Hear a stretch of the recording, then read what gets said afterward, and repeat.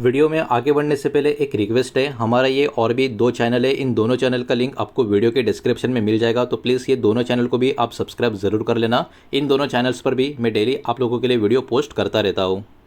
तो चलिए आगे बढ़ते हैं इस वीडियो के टॉपिक के ऊपर। इसके पहले भी कुछ वीडियोस मैं पब्लिश कर चुका हूँ, वो वीडियोस अगर अब तक आपने नहीं देखे तो आप चाहिए तो हमारे चैनल के वीडियो सेक्शन में जाकर उन वीडियोस को देख सकते हो।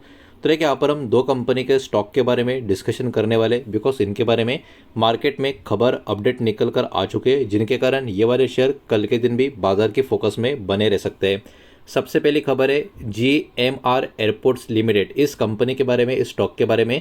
इसका अभी का प्राइसिंग 110 रुपये के करीब है। 1.5% की तेज़ी आज के दिन स्टॉक में हमको देखने को मिल चुकी है। हालांकि इसका लॉन्ग टर्म का पैटर्न अगर हम देखें तो लॉन्ग टर्म का पैटर्न ठीक ठाक टाइप का अभी के टाइम नजर आएगा, बिकॉज स्टॉक में कहीं ना कहीं लॉन्ग टर्म में रिकवरी आते भी हमको देखने को मिल रही है। लेकिन आप देख सकते हो अराउंड 120-130 रुपये का स्टॉक बीच में तो एकदम ही पेनी कैटेगरी में चला गया था, लेकिन वहाँ से अब रिकवरी करते करते ये वाला शेयर फिर से 110 रुपये के आसपास देखने को नजर आ रहा है। तो अभी चलिए आगे बढ़ते हैं और बात कर लेते हैं GMR एयरपोर्ट, इस कंपनी के बारे में जो अपडेट निकल कर आ रही है उसके बारे में। तो देखिए GMR एयरपोर्ट की बात करें, इन्होंने शुरू कर लिया है अपना कमर्शियल डेवलपमेंट का, जो ओवरऑल दिल्ली एयरपोर्ट का लैंड था, इसकी यहाँ पर बात हो रही है। और यहाँ पर कंपनी इसके अंतर्गत जो प्लान कर रही है बिल्ड करने का, इसमें होटल और ऑफिस स्पेस की बात हो रही है।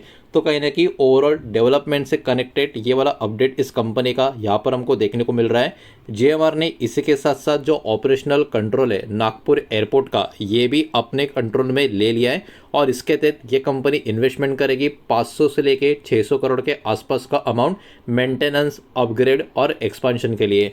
तो देखा जाए तो एक्चुअली में GMR एयरपोर्ट के बारे में ये बहुत ही बड़ी पॉजिटिव खबर आपको देखने को मिलेगी, जिसका काफ़ी अच्छा इम्पैक्ट इस कंपनी के फाइनेंशियल्स में लॉन्ग टर्म में हमको नज़र आ सकता है। इसके अलावा नागपुर एयरपोर्ट का जो प्लान है, अब इसकी बात करें, इसके लिए टोटल प्लान इन्वेस्टमेंट अभी हमने देखा 500 से लेके 600 करोड़ का यहाँ पर बताया गया है। और इसमें दो अलग अलग फेजेस में काम होता हुआ नजर आएगा। सबसे पहले फर्स्ट फेज की बात करें, 200 से लेके 250 करोड़ का मेंटेनेंस और बेसिक अपग्रेड का कामकाज होगा। और सेकेंड फेज में 300 से लेके 350 करोड़ का फ्यूचर एक्सपांशन के ऊपर यहाँ पर फोकस किया जाएगा। इसके अंतर्गत कंपनी का जो लॉन्ग टर्म का गोल है वो भी सामने निकल कर आ रहा है। नागपुर को कहीं ना कहीं ये लोग डेवलप कर रहे एक मेजर पैसेंजर एयरपोर्ट की तरह और कार्गो एंड लॉजिस्टिक हब की तरह, जो कहीं ना कहीं बहुत ही बड़ा यूजफुल पैरामीटर आने वाले सालों में हमको नज़र आ सकता है। करंट पैसेंजर कैपेसिटी की बात करें, वो अभी के time around 3 million passenger per year की आपको नजर आएगी।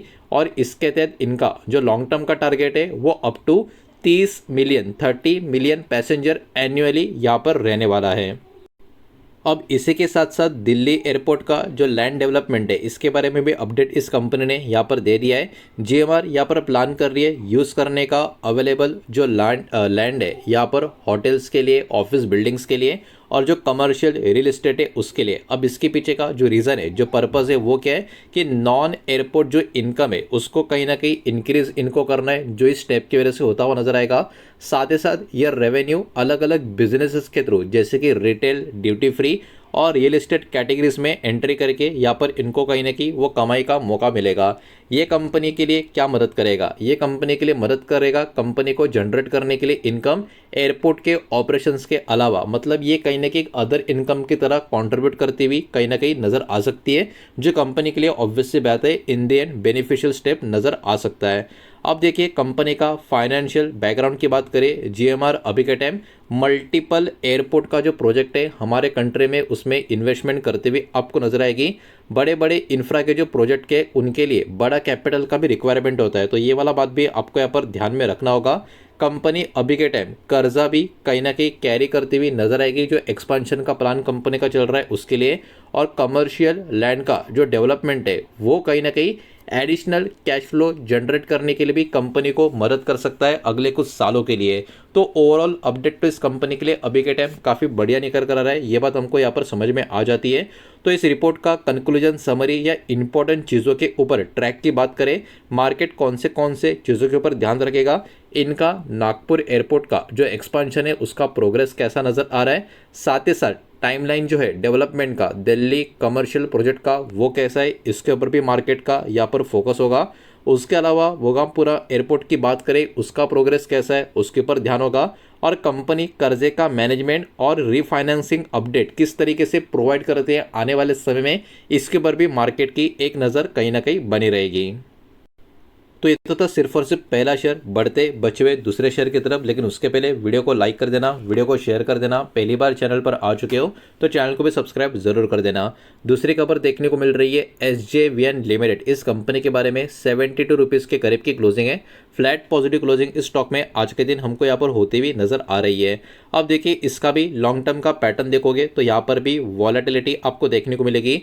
बहुत सालों तक स्टॉक में कोई भी खास मोमेंटम हमको देखने को नहीं मिला था, लेकिन यहाँ से स्टॉक में अचानक से बहुत ही बड़ा मोमेंटम नजर आया। स्टॉक देखते देखते 150 के आसपास गया। अब देखिए शॉर्ट पैरामीटर पे इतना बड़ा 90 डिग्री के टाइप का जो मोमेंटम स्टॉक में नजर आता है, वो मोमेंटम स्टॉक में टिकने का चांस काफी कम होता है। उसके बाद स्टॉक में एक तो बहुत सालों का साइडवेज पैटर्न या फिर प्रॉफिट करेक्शन, यानी स्टॉक में करेक्शन हमको नजर आता है। और वही हुआ, जिस तरीके से ऊपर गया उसी तरीके से अभी के टाइम स्टॉक में वो डाउन ट्रेंड भी हमको देखने को मिल रहा है।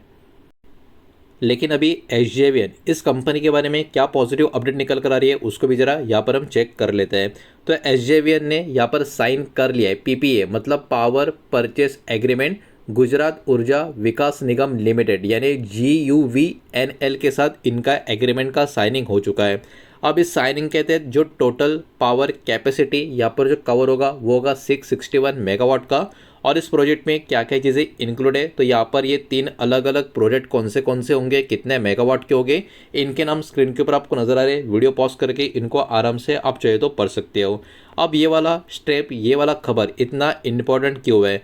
अब देखिए पावर परचेस एग्रीमेंट का जो मीनिंग होता है वो क्या होता है, कंपनी यहाँ पर एक कन्फर्म्ड बायर इलेक्ट्रिसिटी के लिए बन चुकी है। मतलब ऐसा नहीं कि आने वाले समय में देखा जाएगा होगा या नहीं होगा, ऐसा नहीं है। कंपनी अभी के टाइम एक कन्फर्म बायर इलेक्ट्रिसिटी के लिए यहाँ पर बन चुकी है। और इसके वजह से क्या होता है, कंपनी के लिए लॉन्ग टर्म का रेवेन्यू का विजिबिलिटी भी क्लियर हो जाता है, प्रोवाइड हो जाता है। और ये कहीं ना कहीं ओवरऑल काफ़ी अच्छी बात किसी भी कंपनी के लिए हो जाती है, बिकॉज एक बार जब ये प्रोजेक्ट पूरी तरीके से ऑपरेशनल हो जाएगा, कंपनी का रेवेन्यू का विजिबिलिटी भी काफ़ी अच्छा खासा इंप्रूव होता यहाँ पर हमको देखने को मिलेगा। साथ ही साथ ग्रीन एनर्जी में एक्सपांशन का खबर भी यहाँ पर निकल कर आ रहा है। SJVN अपने आप को यहाँ पर एक्सपांड करते हुए नजर आएगी रिन्यूएबल एनर्जी का पोर्टफोलियो में। मतलब इनका जो पोर्टफोलियो है एनर्जी का, रिन्यूएबल एनर्जी का, उसमें कंपनी अपने आप को आगे लेकर जा रही है, एक्सपांड करती हुई नजर आ रही है। कंपनी ने यहाँ पर कमिश्निंग भी करके रखा है 1000 मेगावाट बीकानेर सोलर प्रोजेक्ट का और 70 मेगावाट डोबरी सोलर प्रोजेक्ट का। ये कहीं ना कहीं ओवरऑल कंपनी का जो क्लीन एनर्जी का एक्सपांशन है उसको भी सपोर्ट करता हुआ नजर आएगा। आगे बढ़े नेक्स्ट पॉइंट की तरफ, जो फाइनेंशियल हाइलाइट्स की बात करें, रिसेंटली कंपनी के फाइनेंशियल परफॉर्मेंस की बात करें तो कंपनी का रेवेन्यू में इंक्रीमेंट देखने को मिला है 1496, मतलब अराउंड 1500 करोड़ के आसपास का। और जो रेवेन्यू का ग्रोथ है वो मेनली कंपनी का जो नया कमीशन प्रोजेक्ट जो है उनके थ्रू ही आता हुआ हमको देखने को मिला है। साथ ही साथ कंपनी ने यहाँ पर नेट प्रॉफिट नहीं बल्कि नेट लॉस भी रिपोर्ट किया है, वो है अराउंड 117.8 करोड़ के आसपास का। हालांकि इसके बावजूद भी कंपनी का जो एबिडा है वो अभी भी मजबूत बना हुआ है 909.6 करोड़ के आसपास का, जो ओवरऑल मार्जिन परसेंटेज के हिसाब से 60.8% के करीब का यहाँ पर हमको देखने को मिल रहा है। अब देखिए यहाँ पर कंपनी ने रिपोर्ट किया लॉस, लेकिन इसके पीछे का थोड़ा लॉजिक भी आपको समझना होगा।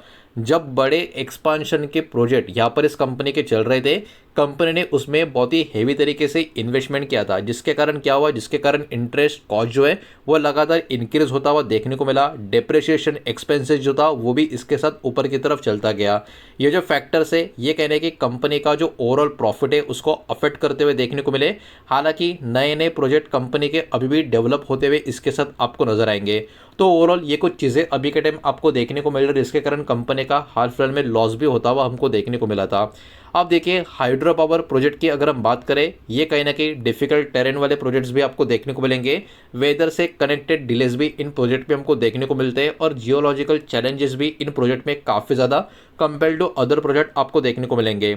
और ऐसे जो फैक्टर्स होते हैं वो कंपनी का प्रोजेक्ट का टाइमलाइन, कंपनी का जो कॉस्ट होता है उसको भी इम्पैक्ट करने का काम करते हैं, जो इस कंपनी के साथ पहले भी होता हुआ हमको देखने को मिला है। तो मार्केट भी इन चीज़ों के ऊपर कहीं ना कहीं फोकस रखकर बैठेगा। अब देखिए इन्वेस्टर्स या बाजार कौन से चीज़ों के ऊपर मॉनिटरिंग करेगा, कंपनी का 3 हाइड्रो प्रोजेक्ट जो है उसके ऊपर किस तरीके का प्रोग्रेस हो रहा है, प्रोजेक्ट का कमीशनिंग का टाइमलाइन कंपनी ने कैसा लगा है, कर्जे का मैनेजमेंट कंपनी कैसा कर रही है, साथ ही साथ कंपनी का रिन्यूएबल एनर्जी का जो पोर्टफोलियो है वहाँ पर कंपनी का परफॉर्मेंस कैसा हो रहा है, साथ ही साथ कंपनी का जो ग्रोथ है रेवेन्यू और प्रॉफिटेबिलिटी में पिछले मतलब अगले कुछ सालों में किस तरीके से होगा, किस तरीके से कंपनी गाइडेंस रख रही है, इसके ऊपर भी कहीं ना कहीं बाजार का ध्यान रहने वाला है।